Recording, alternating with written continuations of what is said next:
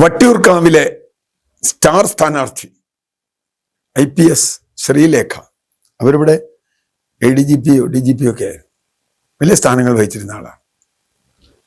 അവരൊരു വലിയ ബോംബ് പൊട്ടിച്ചിരിക്കുന്നു.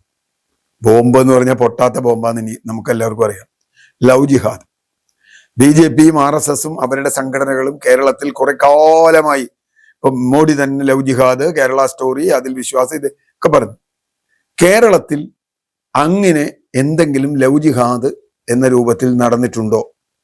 കേരളത്തിൽ നിന്ന് അങ്ങനെ പെൺകുട്ടികളെ റാഞ്ചിപ്പിടിച്ച് മതം മാറ്റി മറ്റ് സംസ്ഥാനങ്ങളിലേക്കോ അല്ലെങ്കിൽ ഇറാഖിലേക്കോ വേറെ എവിടേക്കെങ്കിലും ISISലേക്കോ സിറിയയിലേക്കോ കൊണ്ടുപോയിട്ടുണ്ടോ? ഇതിലെന്തെങ്കിലും തെളിവുണ്ടോ? പാർലമെന്റിൽ BJP മന്ത്രി പറഞ്ഞ ഒരു കണക്ക് നമ്മുടെ മുമ്പിലുണ്ട്. കേരളത്തിൽ കുറെ കാലമായല്ലോ ഇത് പറയുന്നു. ലവ് ജിഹാദ് എന്നൊരു സാധനം കേരളത്തിൽ നടക്കുന്നില്ല, അതിന് യാതൊരു തെളിവും കേന്ദ്ര സർക്കാരിന്റെ കയ്യിൽ കിട്ടിയിട്ടില്ല. ഇത് വന്നതാണ് ഇന്ത്യൻ പാർലമെന്റിൽ കൊടുത്ത മറുപടിയാണ്. മാത്രമല്ല, കേരള സ്റ്റോറി പോലെ വിവരദോഷമായ കുറെ സാധനങ്ങൾ കേരളത്തിൽ കാണിച്ചാൽ കേരളത്തിലെ ജനങ്ങൾ അത് വിശ്വസിക്കുന്നില്ല. ഇപ്പൊ അവസാനം കാണിച്ച കേരള സ്റ്റോറി രണ്ടൊക്കെ പൊളിഞ്ഞ് പാളീസായി. ഒരു മനുഷ്യനത് കാണാൻ പോണില്ല, BJPക്കാർ പോലും കാണാൻ പോണില്ല. കാരണം അത് കേരളത്തിൽ ഒരു ഇമ്പാക്റ്റും ഉണ്ടാക്കിയില്ല. ആ ഘട്ടത്തിലാണ് ശ്രീലേഖ ഏറ്റവും ഒടുവിൽ മർമ്മപ്രധാനമായ ഒരു ആയുധം എന്ന നിലയ്ക്ക് ഇത് പ്രയോഗിക്കുന്നത്. മാത്രമല്ല, അവരുടെ ഒരു കേന്ദ്രമന്ത്രി ശോഭ കരന്തലജ് ഇവിടെ വന്നിട്ട് അത് കുറച്ചുകൂടി കടത്തി. അതിനു മുമ്പ്, അവർ പറയുന്നതിന് മുമ്പ്, ശ്രീമതി ശ്രീലേഖ എന്ന് പറയുന്ന BJP സ്ഥാനാർത്ഥിയോട് വളരെ ലളിതമായ ഒരു ചോദ്യം. 2-3 കൊല്ലം മുമ്പ് വരെ താങ്കൾ കേരള പോലീസിൽ ഉന്നത സ്ഥാനം വഹിച്ചിരുന്നല്ലോ. എപ്പോഴെങ്കിലും ഒരു ലവ് ജിഹാദ് കേസ് കേരള പോലീസ് പിടിച്ചിട്ടുണ്ടോ? അങ്ങ് DGP വരെ ആയ ആളാണ്.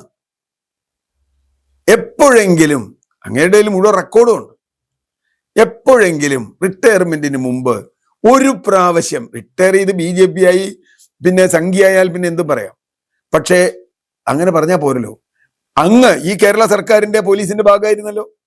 എപ്പോഴെങ്കിലും ഒരു കേസ് പറയാൻ വന്നിട്ടുണ്ടോ? ഇപ്പൊ കരിന്തലജയെ കടത്തിയിട്ട് കുറെ കൂടി എന്താണ് പറയാ, ഒരു അവ്യക്തമായൊരു ആരോപണം. കേരളത്തിൽ ലവ് ബിസിനസ് ഉണ്ട്, കേരളത്തിൽ ജിഹാദ് ബിസിനസ് ഉണ്ട്, ജിഹാദ് ഭൂമിയുണ്ട്. ആരോടാ ഇയാൾ ഈ പറയണേ? ഇവർക്ക് എന്ത് അടിസ്ഥാനത്തിലാണ് പറയണേ?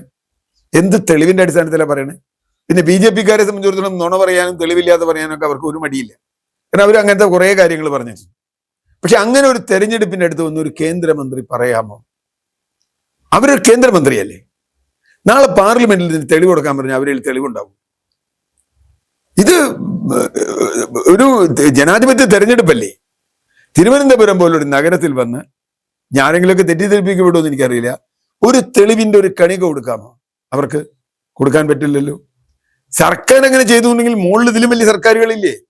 കേന്ദ്ര സർക്കാരുണ്ട്, ഇന്റലിജൻസ് ഉണ്ട്, IB ഉണ്ട്, EB ഉണ്ട്, ഒക്കെ ഉണ്ടല്ലോ, CBI ഉണ്ട്. എവിടെ? അപ്പൊ വാസ്തവത്തിൽ ജനങ്ങളിൽ വലിയ തോതിലുള്ള കൺഫ്യൂഷൻ ഉണ്ടാക്കി ഇവിടെ ലവ് ജിഹാദ് നടക്കുന്നു എന്ന് പറയുന്ന ഇസ്ലാമോഫോബിയ പടർത്തി കുറച്ചോട്ട് പിടിക്കാൻ കഴിയുമോ എന്ന ആ ഒരു ദുഷ്ടലക്ഷ്യം മാത്രമല്ലേ ആ പ്രസ്താവനയ്ക്കുള്ളൂ. വട്ടിയൂർക്കാവിൽ ശ്രീലേഖ ഇത്തരം ആരോപണങ്ങൾ ഉന്നയിക്കുമ്പോൾ അതിനെ പിന്തുണച്ച് കേന്ദ്രമന്ത്രിമാർ വരുമ്പോൾ അവർ വിവരമുള്ള കേരളീയരുടെ മുമ്പിൽ പരിഹാസ്യരാവുകയാണ്. ഞാൻ പറഞ്ഞത്, അങ്ങനെ എന്തെങ്കിലും ഉണ്ടായിരുന്നുവെങ്കിൽ എത്ര മുമ്പേ കേന്ദ്രത്തിലെ IBയും CBIയും അല്ലെങ്കിൽ മറ്റ് ഡിപ്പാർട്ട്മെന്റും റോയോ എന്തൊക്കെ ഉണ്ടല്ലോ അവരന്വേഷിച്ച് കണ്ടുപിടിക്കില്ലേ? അത് കണ്ടുപിടിച്ചില്ല, പാർലമെന്റിൽ പറഞ്ഞില്ല. ഇപ്പോൾ തെരഞ്ഞെടുപ്പിന്റെ 2 ദിവസം മുമ്പ് വന്നിട്ട് ഒരു ബോംബ് പൊട്ടിക്കുക. ഈ ബോംബിന് ആരെങ്കിലും വില കൽപ്പിക്കൂ?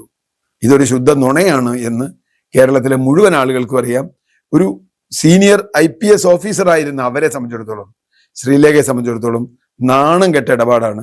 കേന്ദ്രമന്ത്രിക്കും നാണക്കേടാണ്.